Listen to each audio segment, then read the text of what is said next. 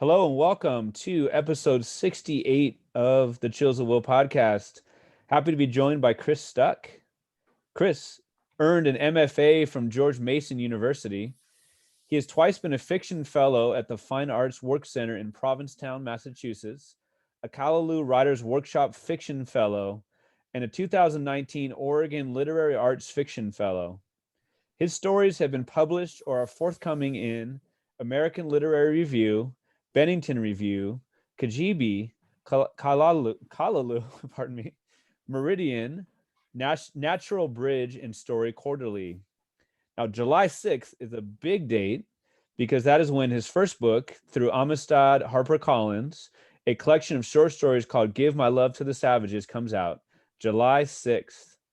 Chris, thanks so much for joining me today. How are you? All right. Thanks for having me. So that first story in your collection, which is, of course, fictional, but it had me looking up the word for peace in German, and it actually is S-T-U-C-K. So is it stuck or is it like Stuck or something like that? Actually, I think in Germany they say Stuck, but okay. I'm stuck All right, here in America. I'm stuck. All right. Yeah. Cool. I was like, now I'm like picturing it with like the umlauts over the U or something. You know what I mean? Yeah, I think it instead of a K, it's an H. I was in Croatia one time and I was getting a cab and the hotel called up, they put my name in and the guy just was like, Stuck, this is a German name. And he looked at me like, you're not German. I'm like, yeah, no. Thanks so much for joining me. I'm sure it's exciting, but also really busy in the month leading up to your book. So again, thanks so much for giving of your time. Yeah, appreciate it. What is it like in this? I mean, it's literally it's a month until July 6th. What's it like in the run up to the publication of your book? It's great. It's kind of, it's scary. I'm definitely having panic attacks once in a while. Oh, just because I don't know what to expect, especially just with, the pandemic and everything, and everything's going to be virtual. And then, arranging my own events and stuff like that, and trying to get people to do events with me, trying to get bookstores to host, I mean, it's a lot of different things. And but it's exciting. It's definitely exciting. I mean, it's taken forever pretty much, but I'm super excited. Yeah. A lot of the writers, the authors will have like the version of like a YouTube unboxing or whatever, where they get the copies of their book. Like what was it like to see your name on a book, not just a galley anymore? Like, this is a book that's going to go out. Like, what is that like to see that after all your hard work? It's pretty amazing, especially, like with the cover and everything. Like I had, my editor was saying, I think this would be a good cover. And she showed it to me. I was like, yeah, it's dope. I mean, but seeing the actual book and, even like just how it really looks is pretty amazing. I mean, it's a real actual thing and not a Word document anymore, Right. So, yeah. That's cool. So love to talk about how the kind of the in-between, which is going from, going to having your first collection coming out in a month. It's been a lot of in between. It's not like it's your first publication. You've gotten a lot of things published before, but let's go all the way back. What, growing up in Virginia, if I'm correct, and just kind of want to know what your earlier years were like, especially with your relationship to the written word. Was this a household where, there was a magazine and a book on every chair in the bathroom and the whole deal? What was kind of like your connection to the written word, especially through your household and your where you grew up? My parents were definitely readers. They read everything really. My dad was like, he was into like spy novels. He was into Elmore Leonard but literary stuff too. And then, so he went to college straight out of high school. My mom, she had my older brothers right out of high school, basically. So we have different dads, but we all grew up in the same house and everything. Okay. But so that she didn't go back to, so then she had kids, had a career, divorced her first husband, met my dad and stuff. And then eventually she went back to school. So then she got into reading even more. She read before that too, but so she was reading like Toni Morrison and Alice Walker. So I grew up with all those books on the shelf. But you know, as a kid, you know, I read a little bit, but nothing major. Like even in high school and junior high and stuff, like I was more of I would try and be slick and like, you know, read the Cliff's Notes version of a book and then try and like BS my way through reports and stuff. But I still ended up doing okay on them, you know what I mean? But like, it wasn't until high school maybe then I got into, I think we read like A Tale of Two Cities by Charles Dickens, and like, and I think PBS was showing like a mini series of it at the same time. So we watched it and read at the same time. And for some reason that clicked in my head. And then from there on, I was like into books. So, but even by the time I got to college, I wasn't totally convinced. And then I think I had a lit class, and our teacher used to give us like creative assignments instead of writing like reports. So I would always do the creative assignment, and then next thing I knew, I was trying to write my own stuff, you know. Yeah. Did you, when you read stuff as a kid and even into high school and college, did you see yourself? Did you see like your culture, your subculture, you know, all the things that make up a person? Like, did you feel like you were represented on the page in what you read? No, I mean, not really, not at all, really. But you know, that was the 80s and 90s, so it's sort of like, what do you expect? But like I think at some point that led me to like search it out. You know, I started getting into used books, and I was into records, you know, just because I was a hip hop head, I wanted to find like where samples came from. And then so a lot of times places that would have records would have books too, and then I'd stumble onto like James Baldwin. And but my mom's books were always around. Like I said, like she was into Toni Morrison in the 70s, you know what I mean? So like I knew those books were there, but I never really read them until like, you know, end of high school maybe. And even then I probably didn't really get them, you know what I mean? Because they just weren't of my generation. But then just like we were saying, like certain writers like Junot Diaz or younger writers closer to me, when I read their stuff, then I was like completely like hooked in, because it was something I could relate to. Like obviously Toni Morrison is the greatest, but she was writing about a time that just I had no reference to, you know what I mean? So yeah. What's your hip hop era? Like, were you into like the early stuff? Were you into like the Mos Def, Talib Kweli, Common, like quote unquote conscious rap? All of that. I was into pretty much, because my brothers are older. My brothers are black from my mother's first marriage, and so they were into hip hop before I was. So as a kid, they had like Sugar Hill Gang playing and stuff like that in like 1980, and then like, you know, there was I'm going really way back on some of this stuff, but like there used to be these like before there were hip hop albums, there was like compilation tapes where they had like one Run DMC song and then like a Grandmaster Flash song. And so I had, and then like Beach Street came out. I remember that was the first record I bought. It was a double album, I think, the soundtrack. So from that all the way up till like 2005, that's pretty much my era. You know what I mean? Like all this newer stuff I'm not really feeling, but I check it out, but it's just not my bag really. Well, sure. This next hour and a half could just be me and you, like old man, like. Yeah, I was hoping. I noticed on some of your other ones, on your other. We'll stay away. Yeah, episodes. Do you feel like hip hop has in any way influenced your writing or your reading? Oh, definitely. Yeah, definitely. I think I looked to, you know, whatever rappers or MCs as much as writers, you know what I mean? Just the wordplay, just how prolific some of them were with material, you know what I mean? Or like how Rakim could tell a story, or Slick Rick, or you know, and sometimes, you know, looking back on some certain hip hop songs, they're not exactly not problematic as far as like homophobia. Yeah, there you go. Not problematic as far as like, you know, misogyny and homophobia and stuff like that. But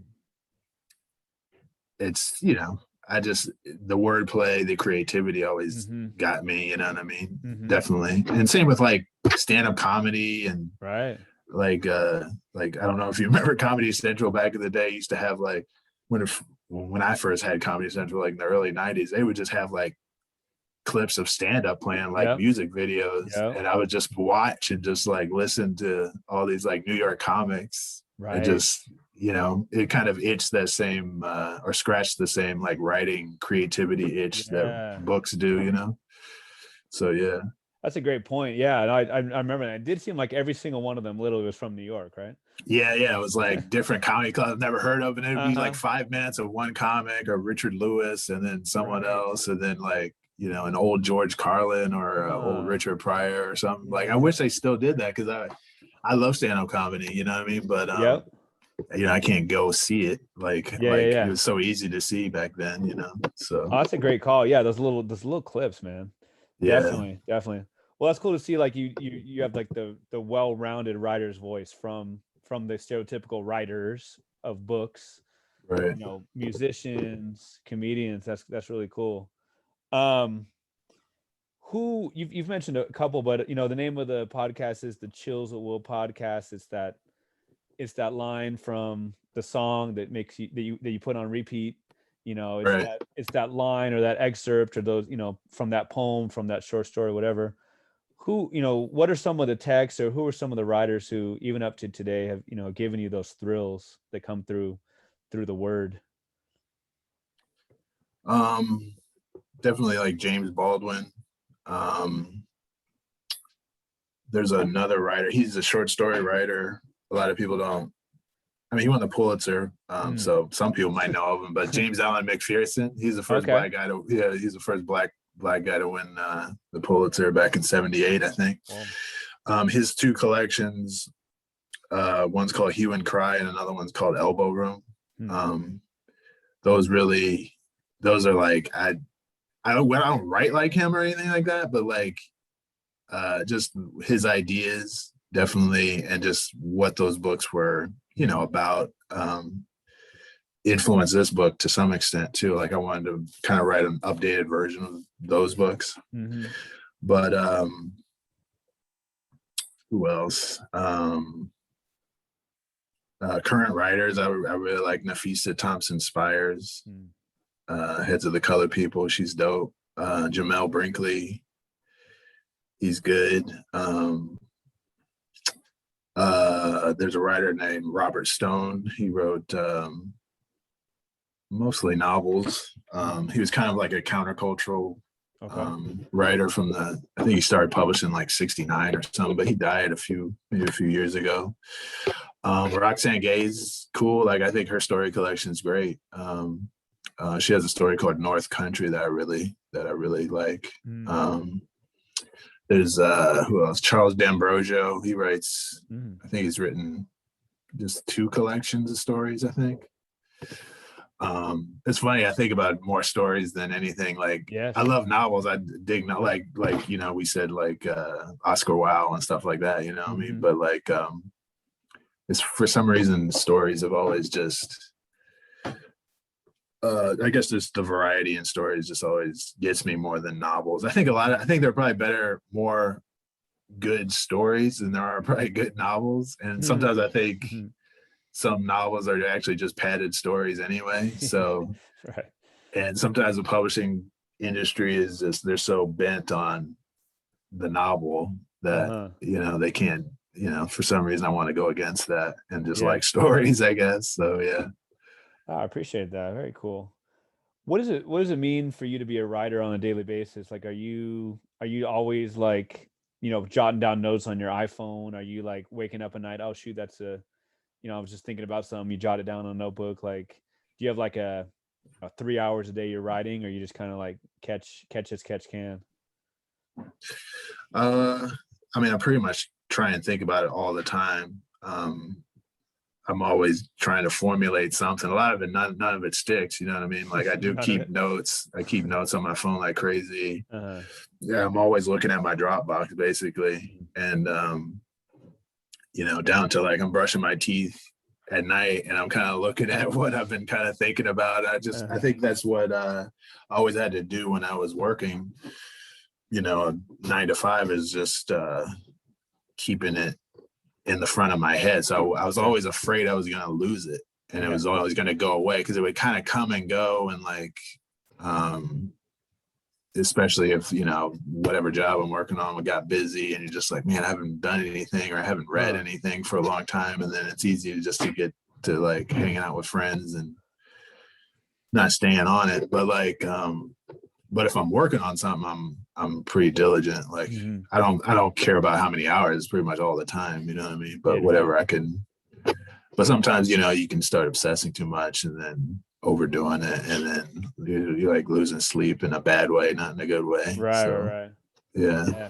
Well, shout out to Dropbox. You did a little product placement there. If they want to sponsor the show, you know what I mean? I'm more of a Google. I'm definitely a Google Drive guy, but anyways. Right. I wonder about, like, you know, obviously what you do is art. Well, it may not be the visual sort. Like, what do you feel like the connection is between art and politics? Which I almost hesitate to say politics sometimes. Like, obviously you write a lot about race in this collection, maybe subtly or not, you know, but it's like, to call race politics, I think it's just like ridiculous. Like, how is that political, you know? So maybe more like social justice or, you know, equality or whatever you want to say. But I guess just asking kind of generally, how do you feel about the connection between art and social justice? Are you like consciously going for that? Or are you kind of like, you know what, if it comes up, it comes up. Like, I'm going to write about everything, maybe including that. What about the connection between art and social justice? Yeah, I mean, it's funny. Like this collection, some of it's just like I'm just writing what's interesting to me. You know what I mean? Sometimes that stuff is just there. Is, you know, we're in America, so that stuff is like in the air. You know what I mean? But I'm actually writing some stuff, newer stuff now that is kind of more blatantly about that. And some I've gotten like feedback from like journal editors that were like, didn't like it, you know, and not that they thought it was too much at the forefront. I just think that wasn't their thing, you know what I mean? But so I try not to be blatant or like overt about it, you know what I mean? But at the same time, like writers like James Baldwin or like I mentioned, James Allen McPherson, you know, they were trying to say something with their work, but still have it be, you know, a story about humanity, I guess. So for me, it's, I mean, I want it to be there, but I don't want it, you know, it's a fine line. You don't want it to be too easy or too like upfront, I guess, or I'm not sure what the right word there is, but just too much of it, I guess. But for me, it's definitely a huge part of, like, I just don't want things just to be entertainment or anything like that. It's like with, like, you know, books about slavery, you know, I feel a little weird about those kind of books just because I'm like, that's such a huge subject that I would feel it's almost, for me, it's too sacred to touch and sort of play around with, you know what I mean? I'd rather like read the real narratives. But, you know, that's no diss to anyone who does that. I mean, I get it, you know what I mean? But publishing's relationship with sort of the slave narrative is kind of just, to me, is problematic, you know what I mean?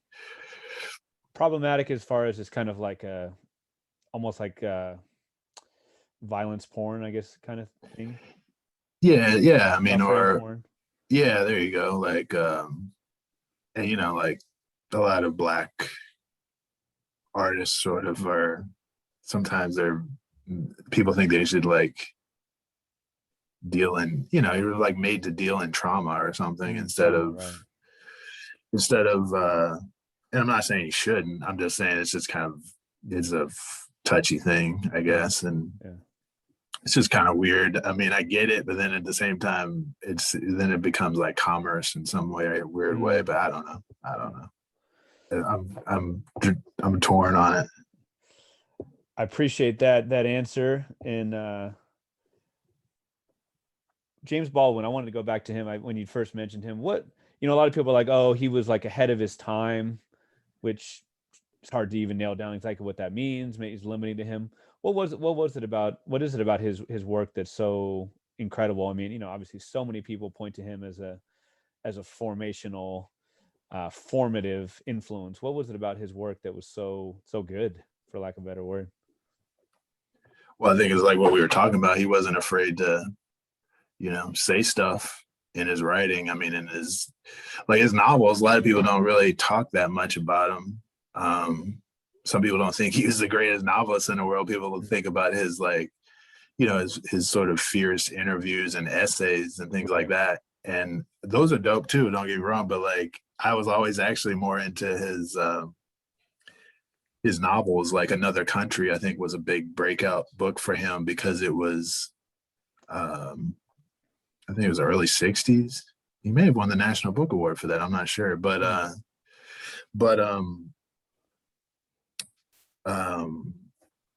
I think it was just saying something about his time, and it was a lot of, there was some, I think there, he wrote about like homosexuality openly. He wrote about interracial relationships, at a time when, some people weren't doing that.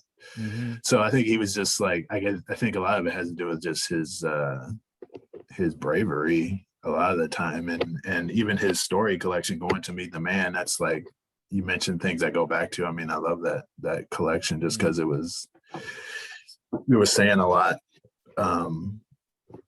about his time and creative too. I think one story, I mean, it's from this point of view of a white sheriff, and you know what I mean. So like, I think it's the title story, and yeah, I don't know. I mean, it just, for whatever reason, it just hits for me. Yeah, and a lot of people. Oh yeah, he was clearly himself, right? Yeah. Like he was unabashedly himself. Yeah. No doubt about it. So we were just talking before we started recording that Cowboys, which is one of the stories in the collection, you said you started it in late 90s, early 2000s. It was published in 2007, all the way up to, I mean, I think some of the stories in the collection are from like 2018, 2019, right?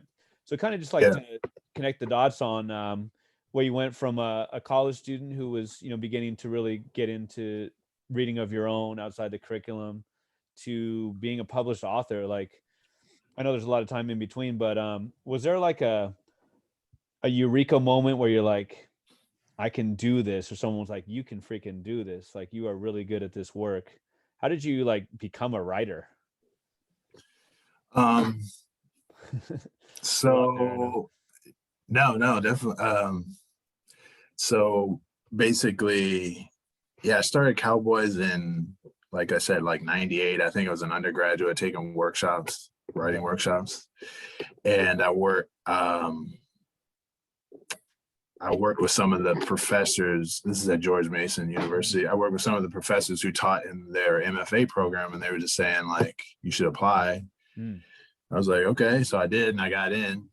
And but then, I was like 23 in an MFA program. Like, I didn't know really what I wanted to say yet, or completely, like, even that cowboy story, the version back then was like horrible, So then I got a couple writing fellowships, like to the Fine Arts Work Center, and that's in Provincetown, Massachusetts, like I was mentioning. And it's just other writers and visual artists up there. So I got a taste of like, and some of them were like ahead of me, I mean, they were more successful. So I got a taste of, so over time I got a little bit of a taste here, a little taste here, but then I'd have to go back to the real world, and like work or whatever. So after that, like, I don't know, 05 or 06 or something, I went back to Mason and I was working there. And then I got another fellowship to the work center, and by then my partner and I, we were already thinking about moving to Portland, Oregon. So then I had a year up in Provincetown, and then after that we moved to Portland. And then out here I got a job just out of the blue. It's kind of weird, like Portland's very white, but I ended up just on a humble just getting a job with a Black-owned diversity consultant group. So then I did that for, I don't know, 6-7 years, something like that. And then the whole time I'm trying to write, but I'm trying to like, write at work, trying to write when no one's looking and stuff like that. And and all these stories were formed during that period when I was here in Portland. And previous to that, I tried to write some novels, didn't get anywhere. I finished one, but nothing happened with it. And then, so it was always going back to the drawing board all the time. And then what happened, the eureka moment, was I applied for a fellowship for the Oregon Literary Arts Fellowship here in Portland, and I didn't get it, and I was pissed. And I found out the judge actually gave it to someone they sort of knew. I don't know if they knew they were giving it to him or not, but I'm not saying I'm not a Google stalker or anything, but I Google stalked and I figured out, they know each other. Oh. So I was pissed. So then they asked me if I wanted to do a reading, be a part of a reading series. Like they were just like, I think it was a Writers of Color reading or something like that. And I was like, sure. So I was nervous as hell. So, but I'm like, I'm going to go like show them that I should have gotten, because I didn't think it was just wasting my time. I thought it wasted everyone else's time too. If it looks like you were going to give this to this person this whole time, it doesn't, right. It didn't seem fair, but none of this is fair really. But anyway, so I got up there and I read that This Isn't Music, the beginning of that, and people were like laughing and like they were really feeling it. And I was like, and by then I knew I could do it. And then the next year I applied for the fellowship and I got it that next year. But and then from there on, I just like knocked out that, polished everything up as well as I could, and then it took like another year doing that. And then by then I got laid off at that job and I had like a year of unemployment, I think. So I was just writing and got an agent, and then took him a long time to sell this book. I mean, this book was out here for a long time, for a year. Like it was getting rejected by editors, and then I thought that was going to be it. But then my agent, Dan Mandel, he was just like, no, we're going to keep sending it out. And then Amistad picked it up, and I was like completely surprised, truthfully. So that's awesome. Yeah. Very cool. I kind of know, but what exactly is, you talk about those fellowships? Is that like, that's not like a retreat or a sabbatical. That's not like necessarily providing you the time, but it's maybe providing you a little like scholarship, or what is a fellowship really?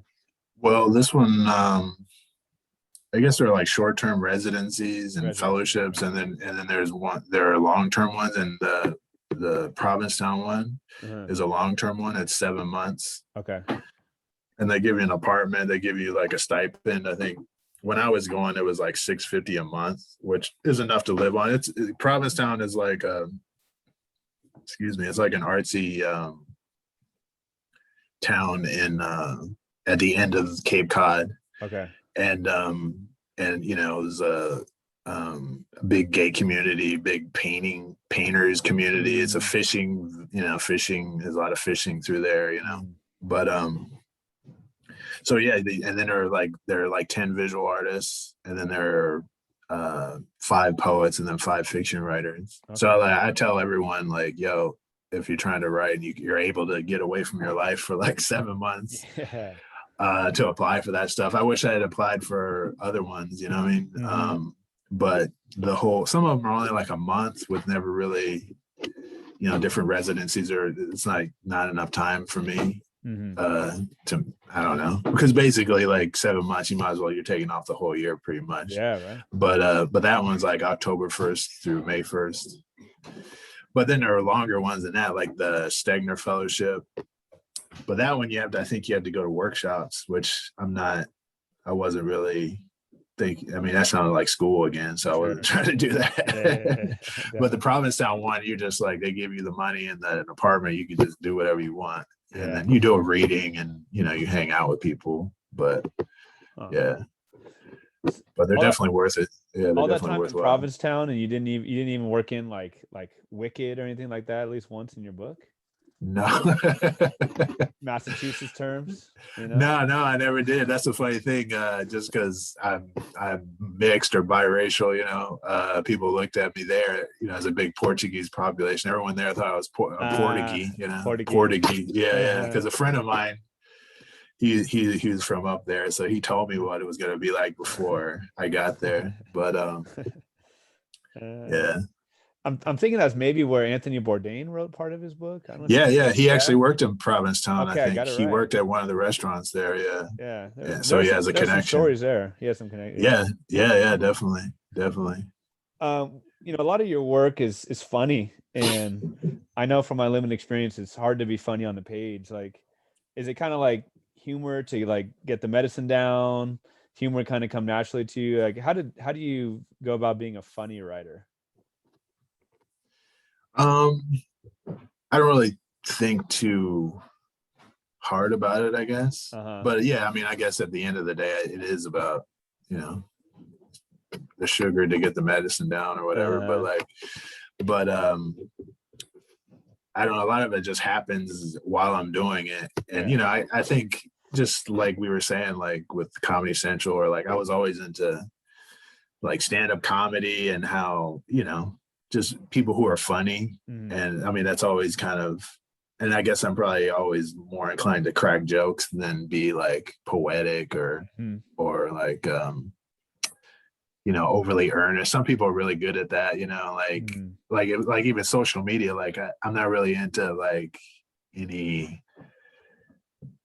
heavy stuff on there. I'm there for the jokes, I'm there for the funny videos and stuff. So like, I mean, all that other stuff is cool, but like some people are really like spiritual and all this stuff. I'm like, nah, I just want to like make me laugh, So, and that's basically where it comes from. Like, I don't really try to do it. If I try to be funny, then it's whack, it just doesn't work. But most of the time I'm just trying to amuse myself. Like the story about how to be a dick in the 21st century. I was just trying to write something that I thought was funny to me, I mean, whether anyone else thought it was funny, Yeah, whatever. I'll brag a little bit for you. You're, I guess the short answer to that question I asked is basically you're funny automatically. Yeah, maybe I hope so.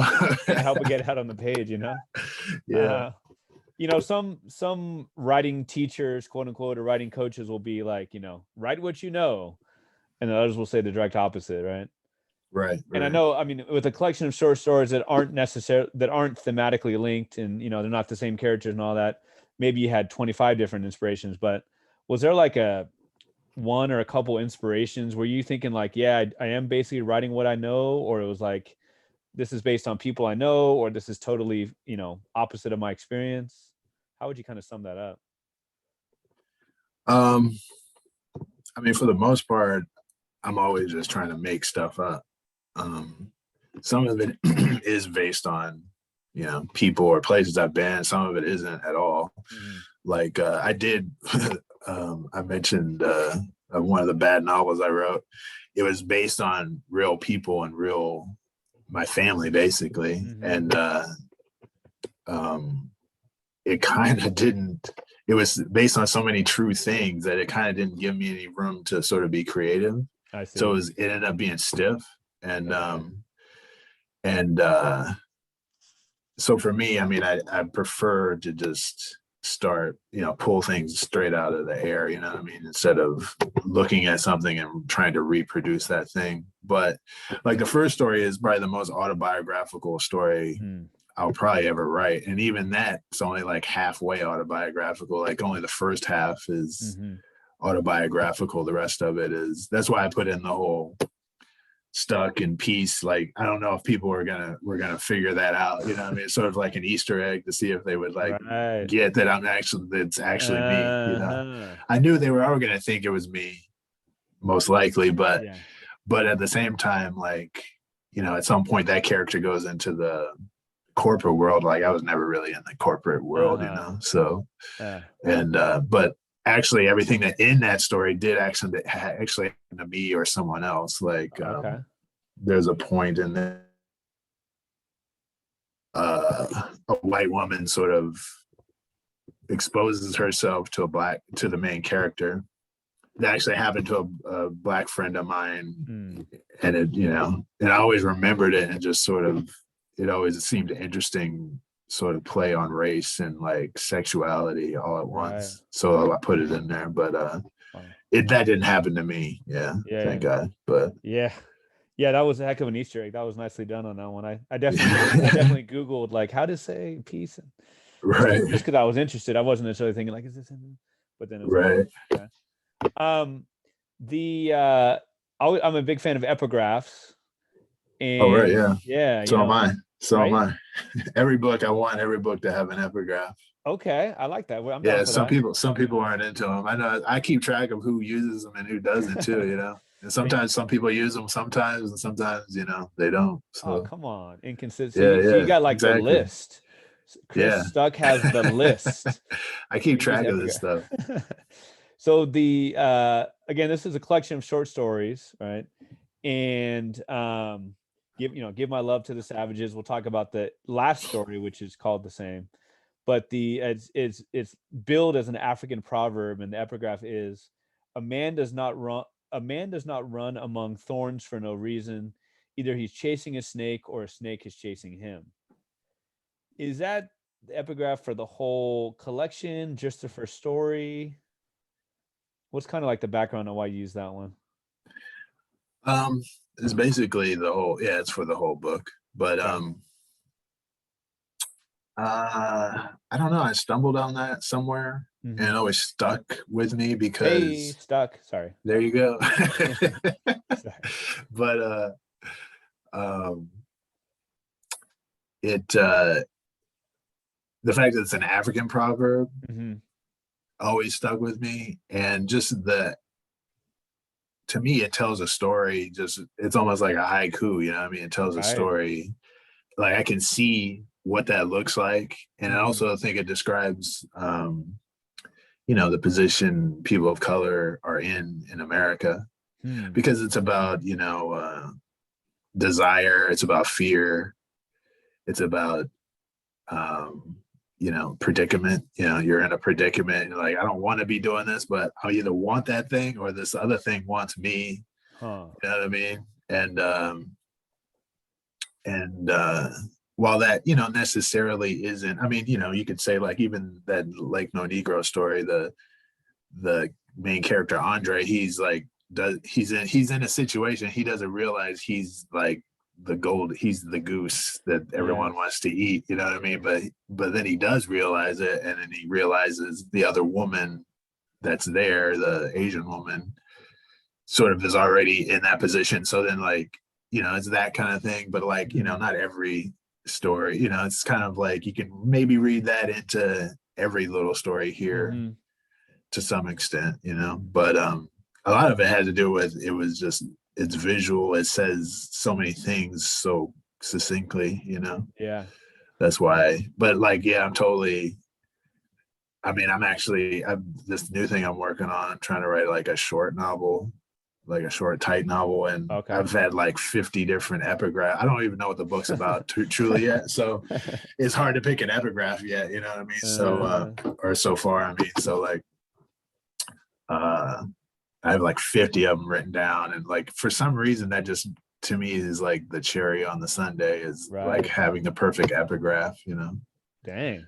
Yeah, and some people like use like 3 epigraphs. You know what I mean? I'm trying to find the, like, perfect one. Mm-hmm. So Mm-hmm. it's kind of almost impossible. But this one worked out perfectly. Like, as soon as I saw it, I'm like, that's it. I didn't have to think about it. So Oh man. There's yeah, so many good writers who have those epigraphs. I'm thinking of your Pacific Northwest brethren. Jess Walter has a couple great ones, and like right, Beautiful Ruins it makes the whole book. right, right, Yeah. And another Pacific Northwest writer, we were talking about Sherman Alexie, who has short story collections that, unlike yours, are thematically linked, same character for the most part, characters. But he has a story that's called, pretty simply, Indian Education. I don't know if you're familiar with that one. I'm trying to think. It's from the Lone Ranger and Tonto. Is it? It Yeah, covers grade by grade, from, if not kindergarten, first grade, all the way up to high school graduation.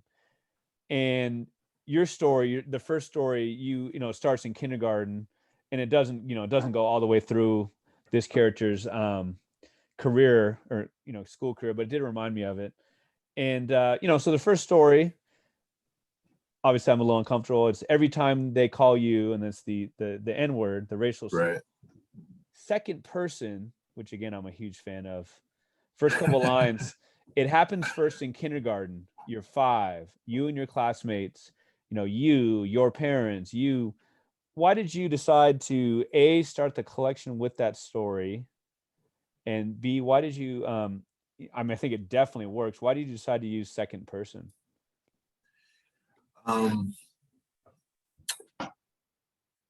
That's a funny one because basically I was sitting around one day thinking about every time I've been called nigger, right? So and I thought maybe I could write an essay. I thought like maybe I didn't know it was going to be a story or not. So I knew kind of basically whenever I'm writing something, I'm looking for sort of the narrative drive or something to riff on that I can kind of keep riffing on. And I realized the word nigger was going to be. And then, so basically I originally started writing in the first person, but it was just like stiff, like it didn't come off right. I don't know, just even the other second person story in the book, This Isn't Music, like that one I had that in first person originally and it just was stiff. So I don't know. And I've never written in the second person before these stories. I've never written anything in the second person. So like, and then all of a sudden I just started writing in the second person and all of a sudden both of those stories just like came alive. I don't know why. It was something it's a different, it creates a different space between you and the reader. Yes. When you write in the second person, like so many people hate it and they think it's like a hacky kind of, because Lori Moore, I think her book Self-Help is just all, I think it's all, and it's more instructive, like, and like this was none of that, I wasn't trying to do that. And so they just came alive when I did that. And then it was easy to riff on the word over and over again. Because then I'm telling the reader, like, the reader is me. I mean, that's why I like the second person thing. Instead of in an instructional way, like Lori Moore was doing it, when you do it and you're making the reader be the character instead of in a different way than like first person would be, you know what I mean? So, but with that one, the first story, I just kept thinking about each. Who knows? Maybe that story, that Alexi's story, was back in my back of my brain, and I didn't know it. But like, I knew I was doing something different with that story because it doesn't function like a normal short story.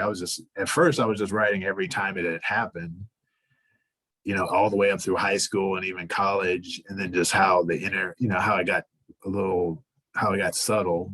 The older I got. But the reason I put it first, because it was a bold story. You know what I mean? Like, I know. Yeah. So, the word, the N-word, you know what I mean? Like, I knew some people were either going to run from it or run to it, I guess. So even when I was, I don't know, you can say maybe that was a calculation on my part, but when I was, queering agents, that's the story I was showing them. Oh, wow. Just because I knew it was going to catch people's eye because it was so, in their face, you know what I mean? And like one of my friends, I had him read it and he didn't like the first lines at first because he didn't like, to me, the title is the first line of a story. You know what I mean? Like, I don't really like when someone has a title and then sort of the title is in the first line. I think the title is the first line, basically. So like when I jumped just straight to It Happens First in Kindergarten, obviously if you've read the title, you know what I'm talking about. I don't have to say what happened, but so that's why I put it first. My editor liked it being first. I think she instantly understood. I think that's why she jumped on the collection when as fast as she did, is because she saw the first story and was like, oh, I know what this is, but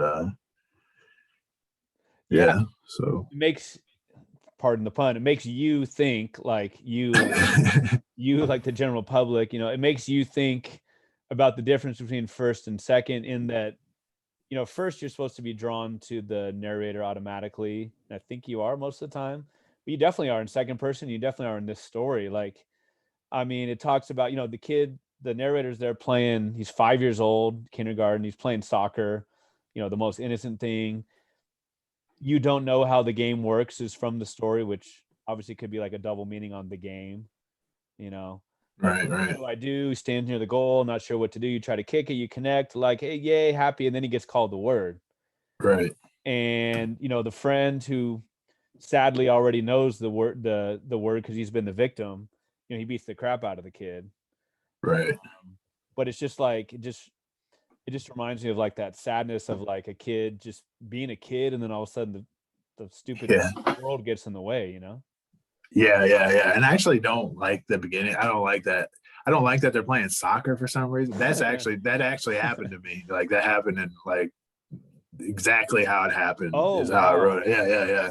So I would tell people that, and they'd be like, some people would just be like, "Wow," I'm like, "I can't believe that's terrible," and then other people would be like, "You're talking to someone else," and like another black person, and they were never called it until they were like 18, and then another black person be like, "I was called a nigger when I was 3 years old," or something. You know what I mean? So like, so I don't really like that they're playing soccer. I'm not a soccer dude, so Yeah. like, I don't like that detail.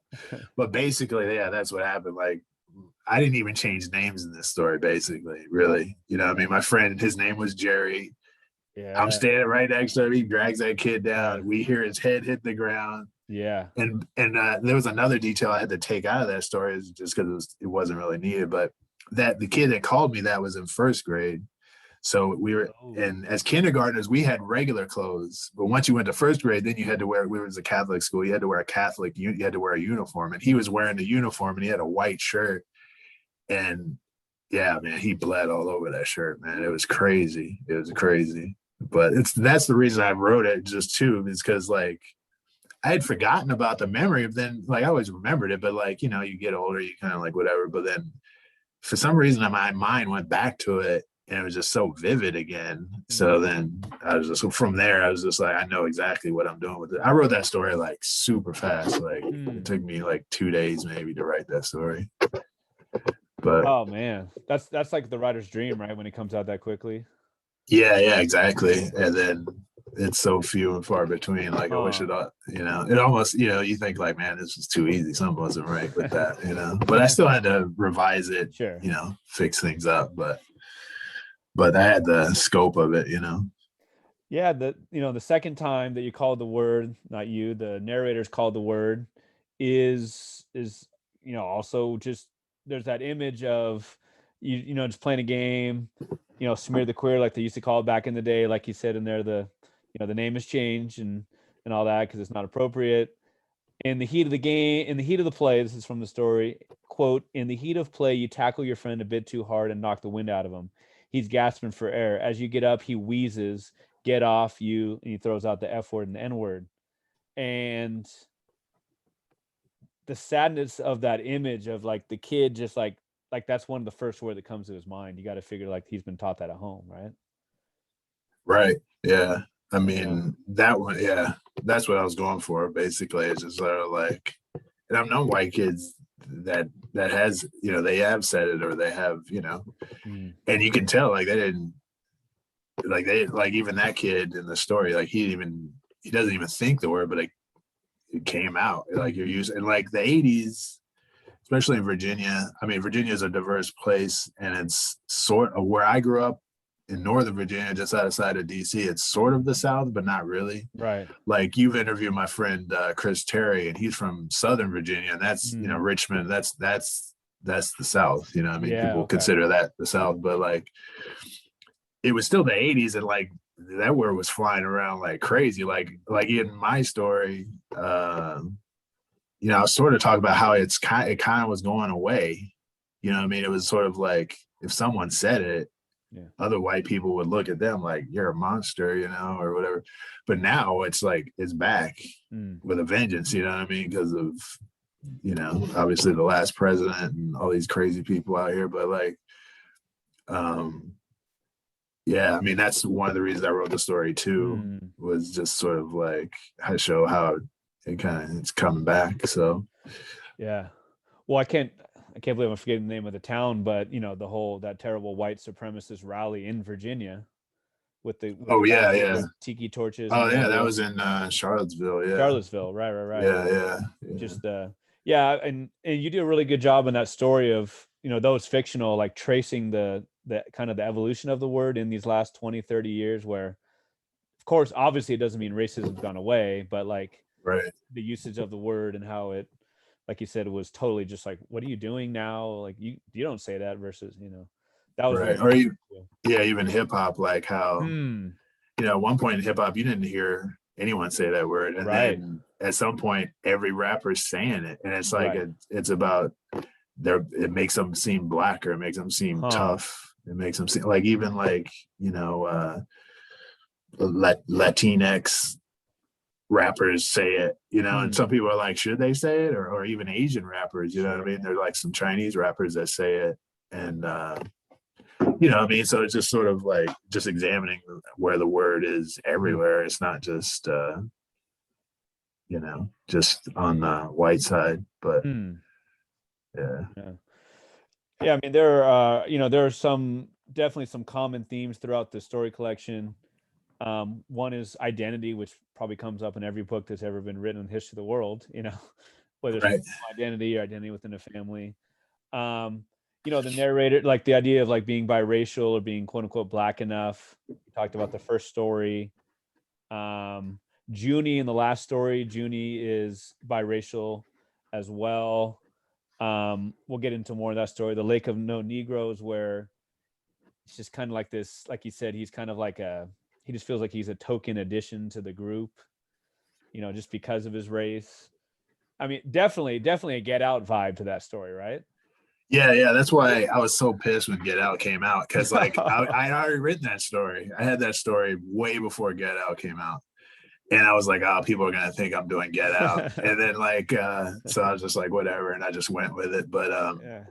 because I did, that story had so many different like iterations. Like at one point I wanted to have it like be a dark story and have him sort of go with it. Ah.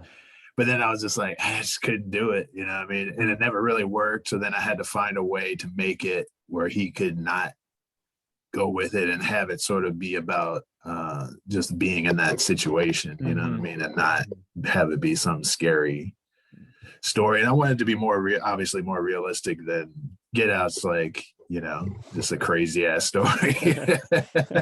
So I wanted to be more realistic, and you know, for whatever reason, I don't know. Portland has a lot of open relationships, evidently, and that's what came into that story. So I heard about that, and I just thought, what if I could put some sort of racial spin on it, and especially like with, you know, there's a lot of white guys that like,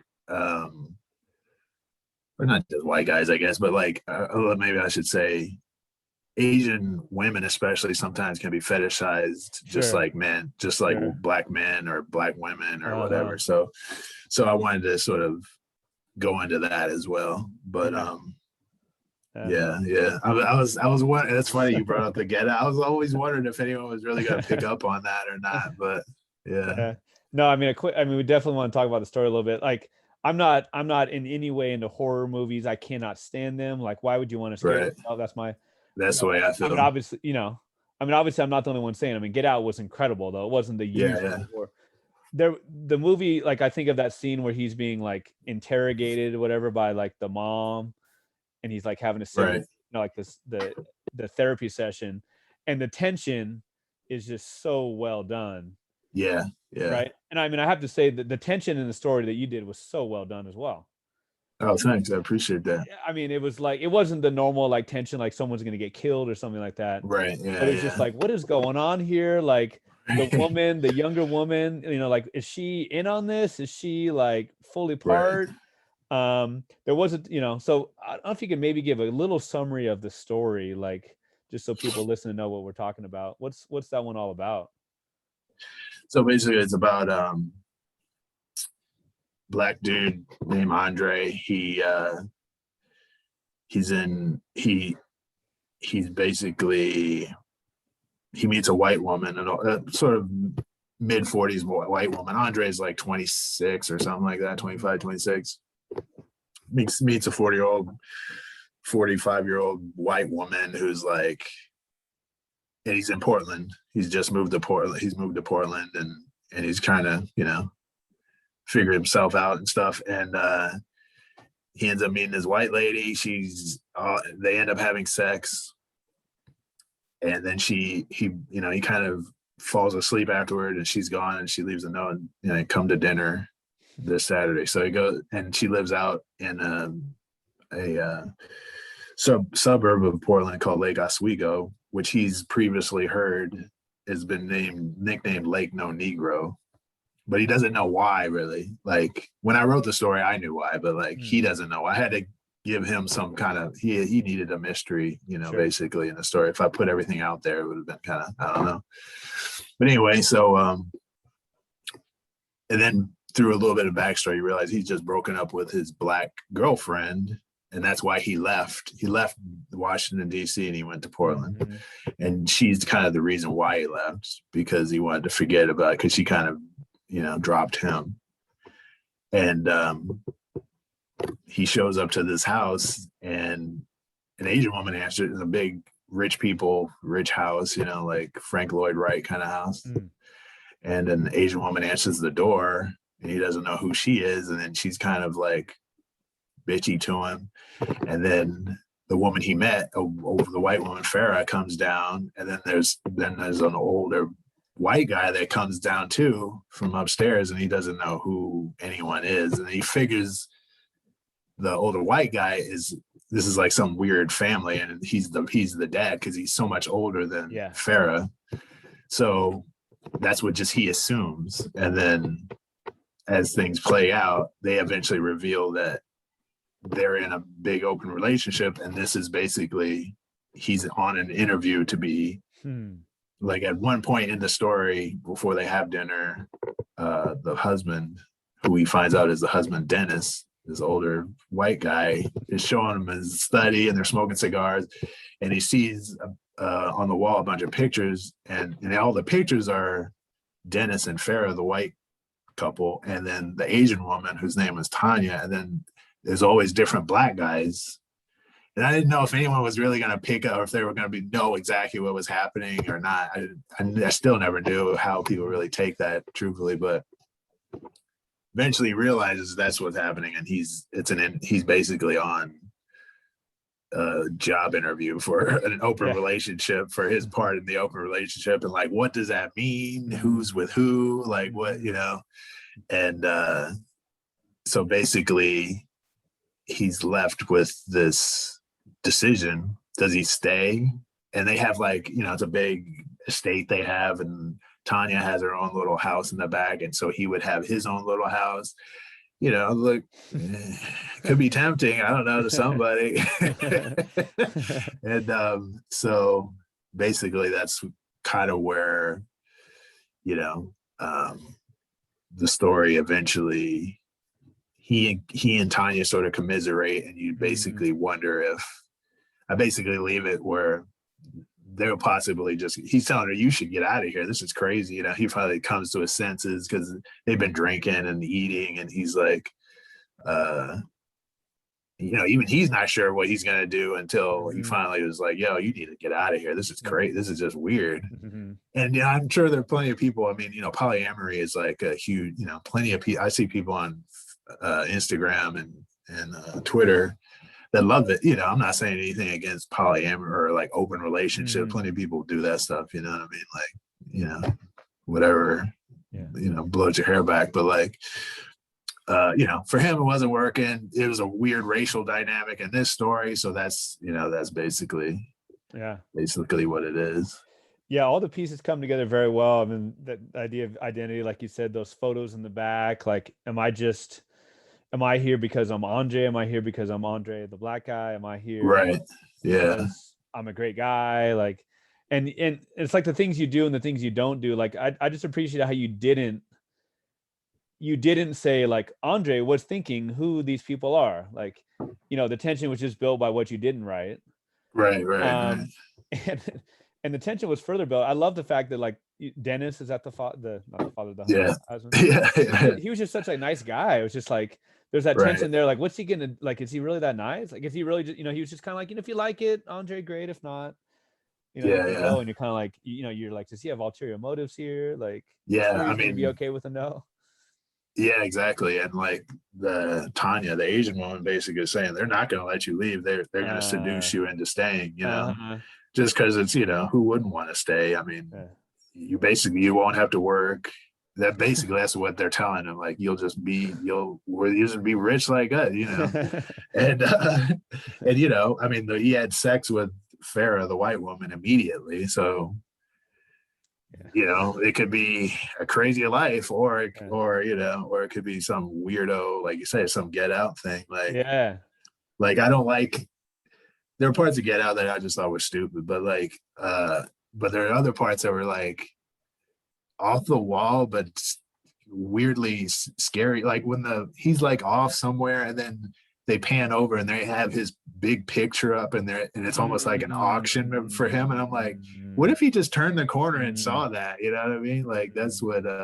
Yeah. But I thought that was kind of ridiculous, but kind of brilliant at the same time, just because it was like, whoa, like that's how serious it was. Yeah. Yeah. I don't necessarily have a lot of money, but maybe we can pitch together. So are we suing Jordan Peele? Is that what we're getting at for? I don't know. I mean, I should have copyrighted this way before.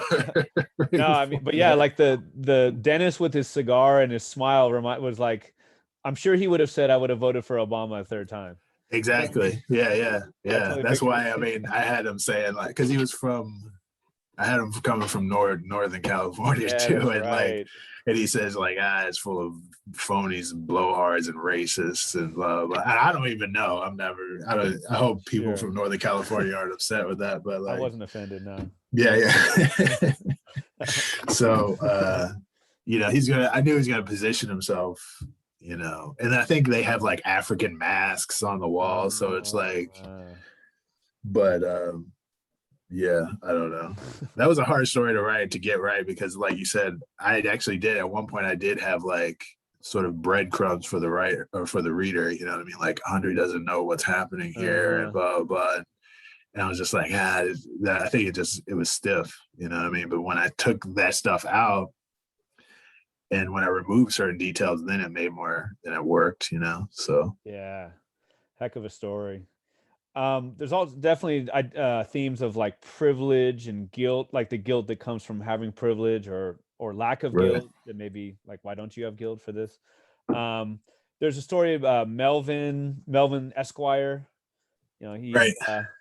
sorry to point at all the connections, but it leads to showing how good of an artist you are. Like I think of like the Chappelle like black white supremacist episode. Yeah, exactly. Right? Yeah. Clayton Bigsby. Clayton Yeah. Bigsby, right? Where Melvin has vitiligo. Am I saying that right? Vitiligo. Yeah. Vitiligo, which is that Yeah. which is like an albinoism. Yeah, I guess even Michael Jackson claimed, they say that's why he was, why his pigment went away. Exactly. Yeah. So you have him as like a black Republican, pretty much a jerk, brilliant in what he does, and it seems like he's rich from what he's done and really good in the corporate world, but not a good guy, it seems. And so he goes on this cruise that's his therapist recommends, is a cruise for the people who have physical deformities, who have some pretty severe ones, amputations and the whole deal. He meets that guy right off the bat. I forget his name, the guy from New York. Tommy. Yeah. Tommy. Hey, Tommy, how you doing? Tommy the Italiano with who's like ripped, but Right.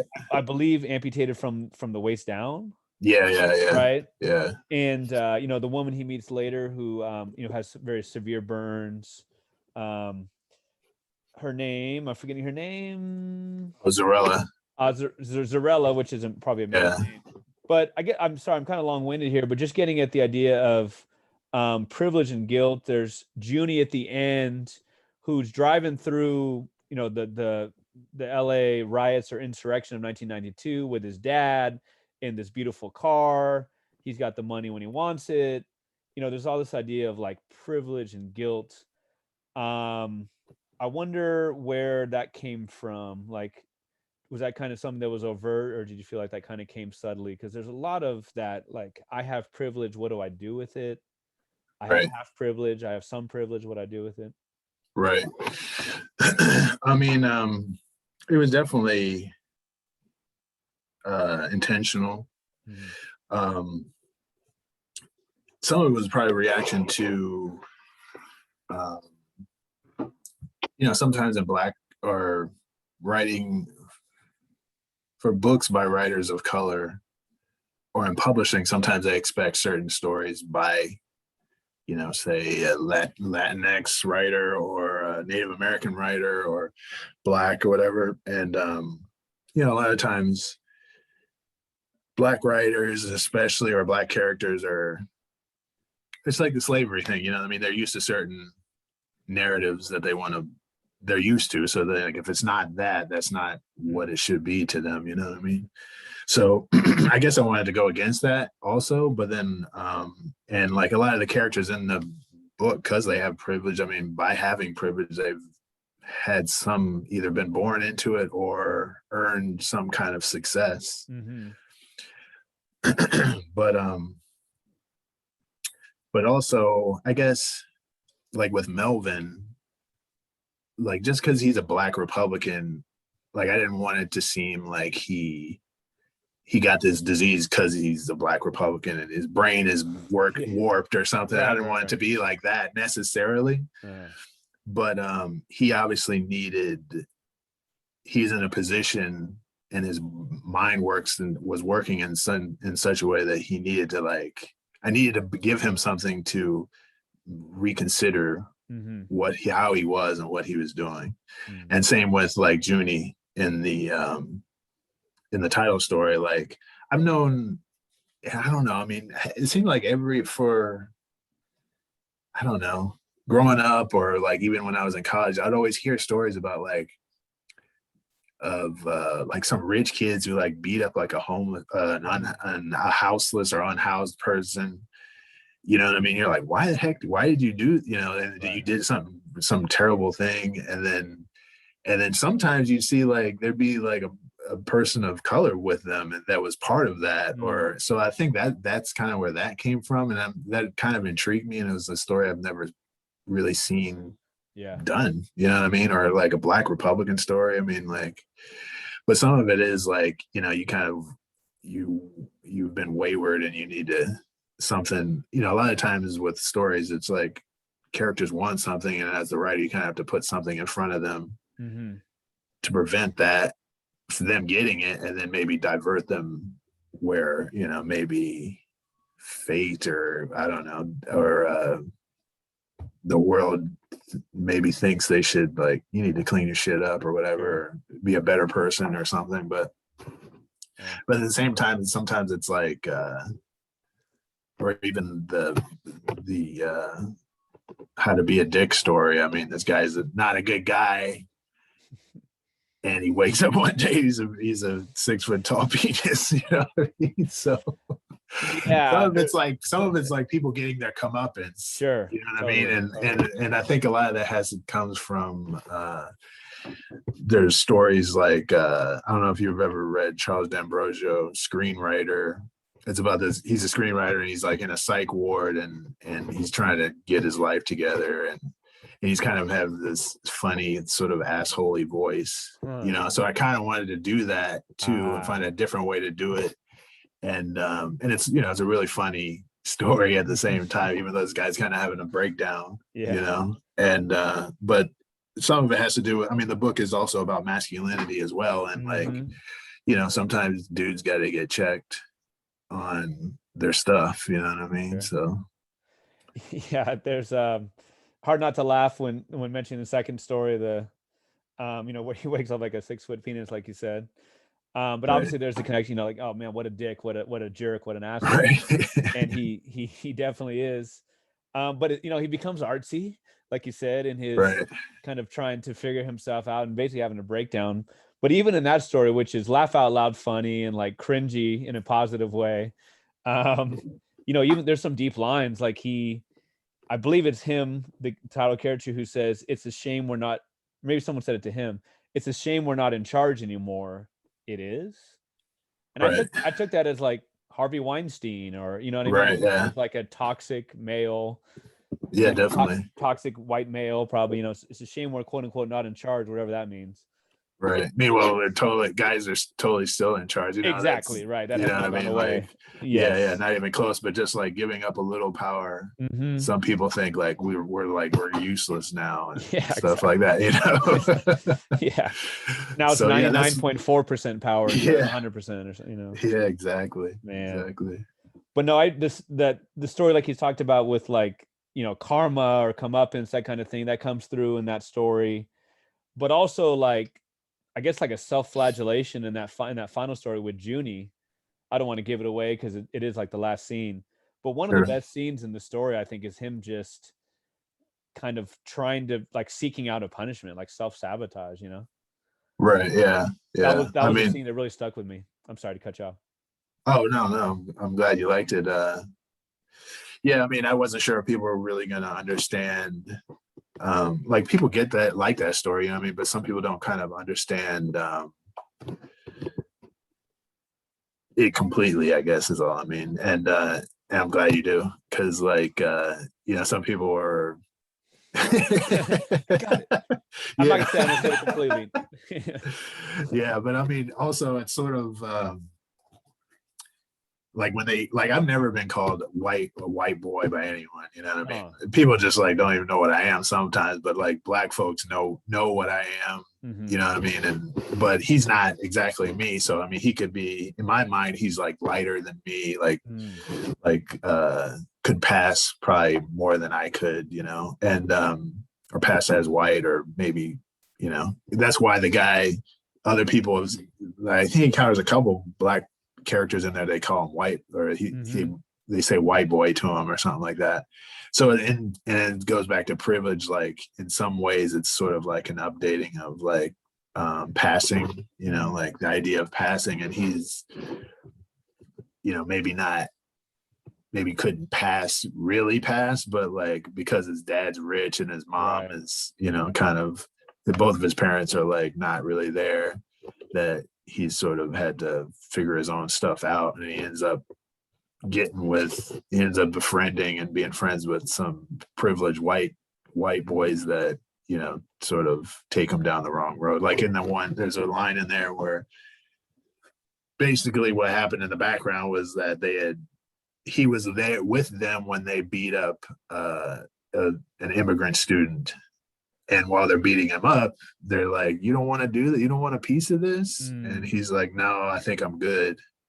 And I wanted it to be like, "Yeah, I'm good. I don't want to do that." Or he's like, "No, I think I'm a good person." You know what I mean? Uh-huh. So like, I wanted that to, like, he doesn't know.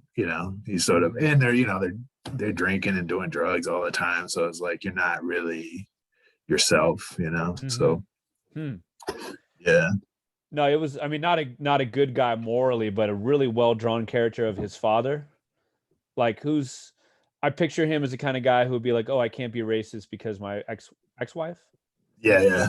because my ex-wife is Ex-wife, yeah. black," right? I mean, Right. that's where the storyline comes from, where he was, savages. I mean, who does he mean exactly when Right. he's referring to Right. that? But just like a guy who's really just, making money off misery, almost not misery, Right. but you know what I mean? He's just kind of like money first and people Yeah. second or Yeah. third. So yeah, he was a Right. really interesting character for sure. Yeah. The last thing about like kind of like the guilt is another one of the great scenes from the book is when in Cowboys, when the main character, like he goes along on this like bonding, is that the term for like Oh yeah, yeah. like Bail bonding. Yeah. like Yeah. bail Yeah. bonding, Yeah. and has no idea what he's in for. He still is like, I don't really want to do this. But then when it happens, he's like, oh my God, like, what is this? What Finey or Finney, the, Yeah. Yeah. the woman who they're, trying to get, where she's basically like wrapped up, like in the, like handcuffed in the back of the truck and just kind of like to be looked at. And it's just the way you describe it is just like so many, emotions going through the character's head and all of this, like what have I done, like what have I become, Right. Yeah. Yeah. like am I Yeah. complicit in this kind of thing, right? Right. Right. Right. So I saw that in a lot of stories where complicity is the thing, like am I my part of this, whatever this is. Right. Yeah. Yeah, Yeah. definitely. And yeah, I mean, you can, I don't know. I mean, like I said, it's just sort of, I guess those narratives of people who got maybe weren't part of a community and then they got sucked into something and you're just like, what's happening? Why did I do that? Why, they get rolled up into something, Yeah. Yeah, speaking of community, like there's a lot also about like loneliness and missing connections. Yeah. I think of We Were the Norses. Is that the Then We Were the Norses? Did I get the correct, Uh-huh. right? Yeah, that's the right title. They're in what basically witness protection program. And Right. it's like this idea of like how hard it is to make friends. Like, oh shoot, I slipped up. I said my old name. And Right. the family feels like they're kind of like the parents feel like they're overqualified for their jobs. They had really high credentials and great jobs before. Sounds like the dad was maybe funneling money for the mob kind of thing. Yeah, I was purposely vague about that because it kind of didn't matter what he did, but like it's Right. basically something like that. Yeah. Right.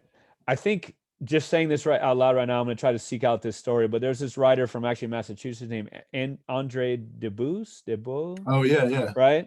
I think There's a it's the story I read Boost, a yeah. long time ago called some like girls unpopular together.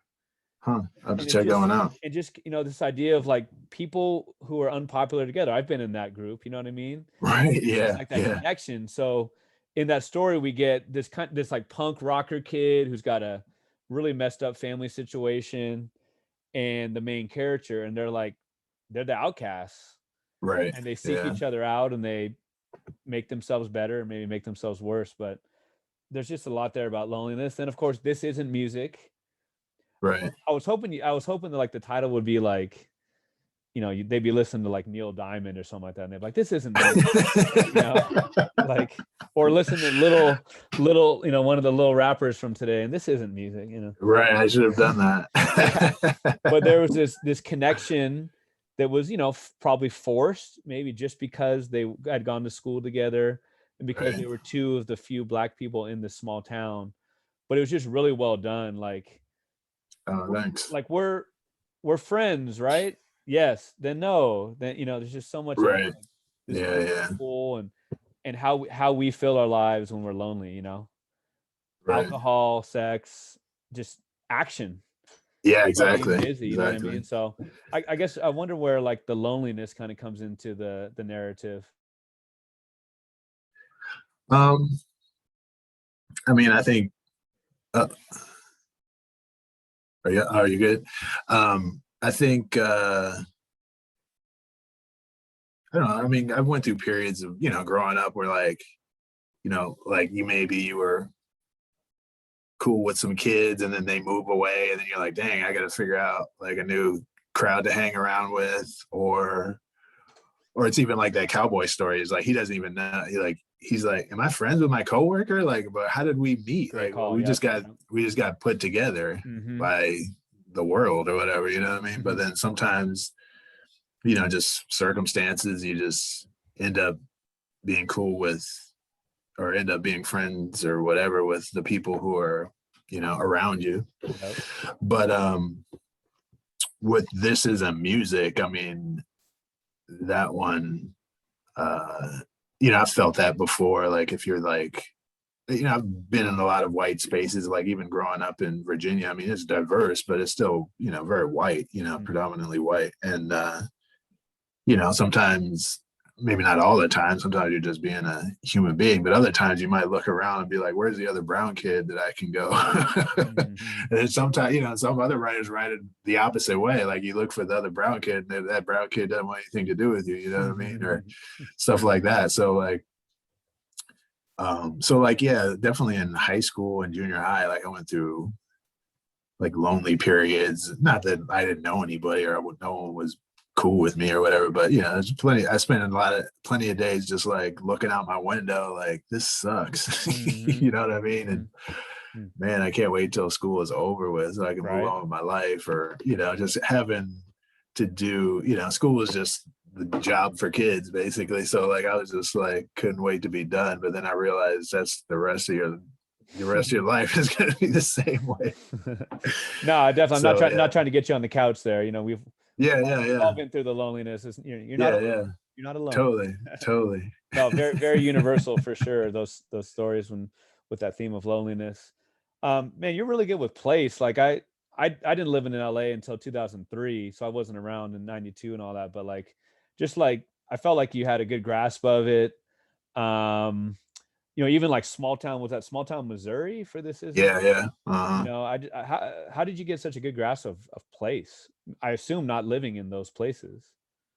Right. Yeah. No, I didn't live there, but like the Missouri one time I got stuck in a town in Missouri for like a week. A car broke down and I was there for like a week. That's your next book. That's your next book.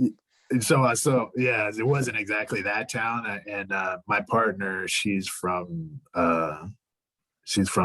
lived in small towns in like Iowa. So I didn't exactly base it on anything. I just that vibe, you know what I mean? Just that general vibe. But the LA stuff, I actually had to ask a lot of people and do a lot of research and figure out different things and just make stuff up and be vague in the right places. So plus it was 92, so I figured like, you know, stuff can move around and stuff cannot, you know, because I think have a donut shop in there, but you know, everyone thinks of Randy's Donuts. But I did research, and I guess there are like tons of donut shop. I didn't realize they had like a donut shop culture back then, so I just made up a name, you know. But yeah, I think overall, like I think we were talking about linked stories and how some of them are linked with like place, or they're all in the same location. Excuse me. I purposely kind of wanted to have everything be all over the place in America, because I mean, I wanted America to be the link, you know what I mean? People don't really, people probably might not, you know, like when I had to write the jacket copy for the description of the book, I tried to like hammer on that a little bit, but I don't know if people are going to really pick that up, but like, I wanted it to be that sort of big and bold, you know what I mean? Instead of, I mean, it's cool when other people do like, you know, whatever Dubliners, or like Edward P. Jones wrote about Washington, D.C. in his first book, and I guess his second collection as well. But yeah, I wanted it to be just the whole, you know, the whole shebang, I guess. So and it works. I mean, it definitely works. Give My Love to the Savages, July 6th. There's a story. There's all kinds of different stories. There's second person. You know, all kinds of subject matter like we talked about, in themes. Love to hear a piece or two, a scene or two, if you wouldn't mind. Okay.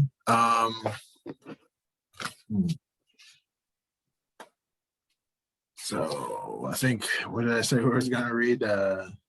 We said maybe this is the music, but... and then I think one that you're used to reading from. This is music. Okay. Yeah. All right. The last scene in Give My Love to the Savages. Which again, sorry, I just said I don't want to give away the ending. It's up to you if you.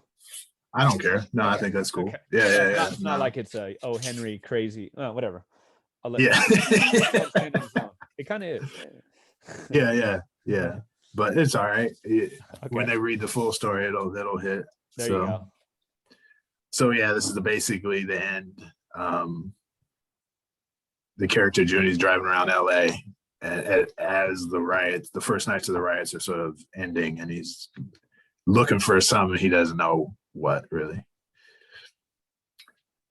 It wasn't until I went down a residential street near Slauson that I saw them. 4 black guys standing in the street next to an 80s Impala. They were leaning against the car, talking as if on their lunch break. Above them, a street light shone down in such a way that they looked like actors on a stage. I killed the Suburban's lights and rolled to a stop a half block away. I put the truck in park across the street from them and ended up sitting there for a few minutes before they noticed me.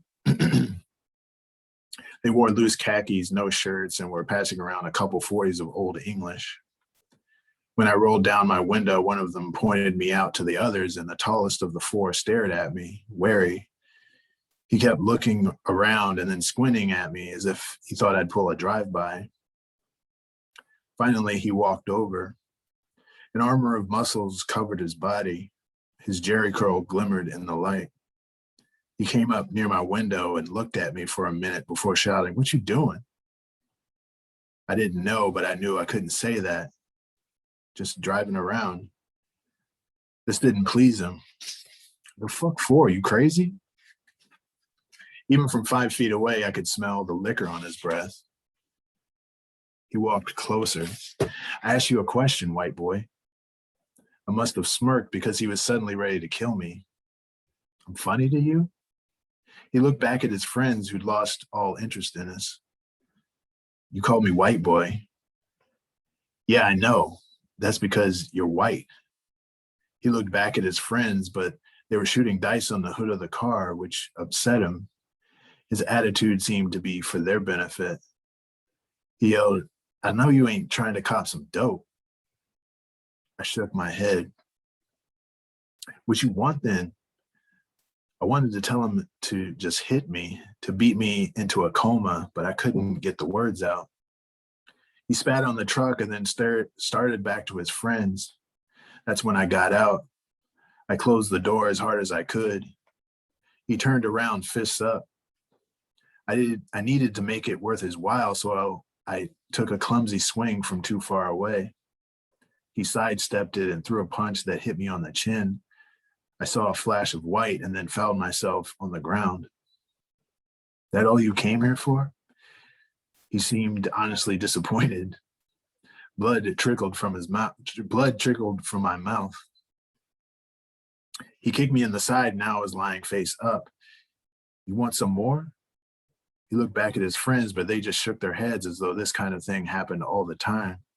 "You're crazy." He glanced at his friends. "He's crazy, look at him." He started to walk off, but I grabbed his ankle. "Come on."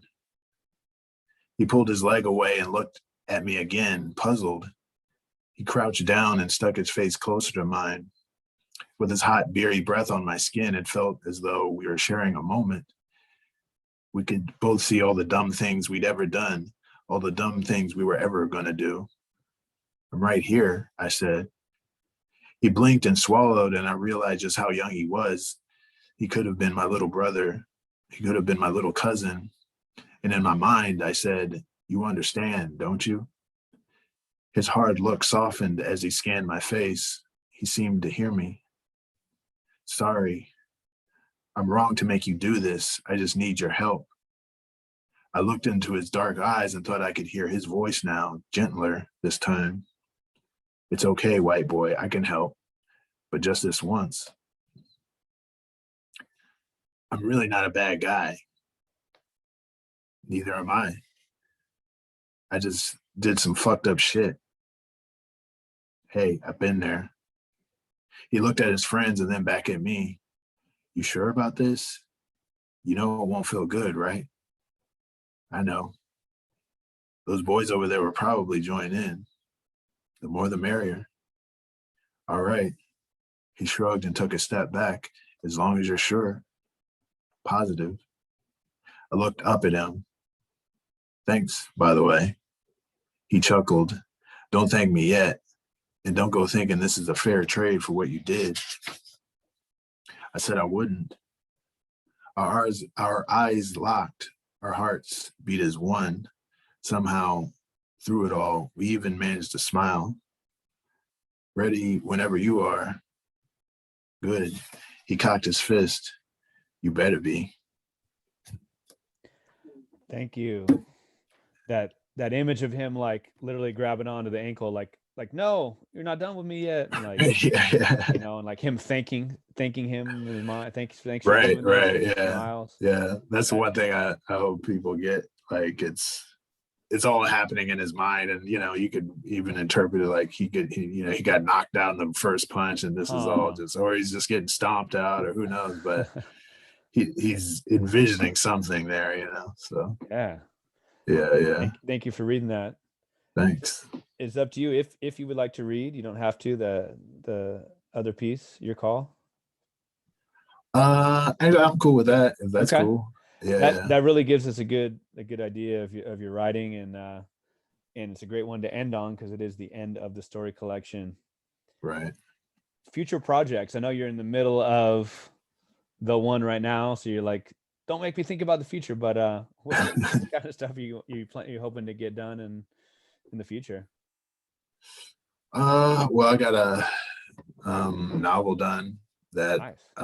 hopefully, I don't know, someone will want to buy, some editor will want to get. And I got another collection that's I'm kind of polishing up. Cool. And then so those are kind of in the can basically. And then I'm working on another novel idea that so early in the going that I don't know really what's going on with it, but it's just something to sort of mess around with while I'm biting my nails waiting for this book to come out. So the collection of short stories, like, have some of them been published already, like individually? the newer one? Uh-huh. Yeah, no, not yet. I kind of actually a lot of them were written during the pandemic, Okay. truthfully, and you know, just having all this free, you know, being at home and not having to go anywhere, which I didn't really mind at first, you know. but then like the murder of George Floyd happened, and the Black Lives Matter, which obviously I had been following way before that, but all of a sudden it's like, you know, all that stuff exploded, and it just opened up all these ideas like I didn't even have before. You know, a few of them I kind of had on the back burner, but like, you know, I just got all these new ideas and I just started putting them down. But so yeah, I sort of was waiting for this book to kick in, and then maybe I'll start. Maybe my agent or I'll start sending them out. You know, maybe in the fall or something. Try and get them. Maybe with this book, I can get more exposure. Maybe get other people wanting to publish them, and yeah. So just waiting to sort of unleash them, sort of. Yeah. So yeah. Well, I'm definitely gonna, like I said, you know, share as much as I can, social media, word of mouth, the whole deal, because it's a heck of a collection. I look forward to, you know, I appreciate being able to read your galleys and your, you know, the PDF. That's awesome. But I look forward to getting the hard copy of it for sure. Oh yeah, definitely. And again, man, so cool talking to you. I really appreciate your time, and great luck in the future. Yeah, thanks for your generous reading of the book, man. I really appreciate that, you know. Thank you. And we'll have you on again when that novel comes out. How about that? Yeah, definitely. Yeah. Most definitely. Thanks so much. Thanks for listening to episode 68 with Chris Stuck. You can now subscribe to the podcast on Apple Podcasts, and please leave a 5-star review. You can also ask for it by name using Alexa. Find it on Spotify and Amazon Music, Stitcher, pretty much anywhere you listen to podcasts. Follow me on Instagram, where I'm at Chills at Will Podcast, or on Twitter, where I'm at Chills at Will PO1. You can find this episode and other episodes on the Chills at Will Podcast YouTube channel, and subscribe there as well. This is a passion project of mine, a DIY operation I'd love for your help in promoting what I'm convinced is a unique and spirited look at an often ignored art form. The intro song for the Chills at Will podcast is Wind Down, instrumental version, and the other song played on this episode was Hoops, instrumental by Matt Whitehour. Both songs are used through archesaudio.com. For now, thanks again for listening, and I hope these quarantine days bring you texts by writers with mad skills, like Chris Stuck, whose Give My Love to the Savages gives you chills at will.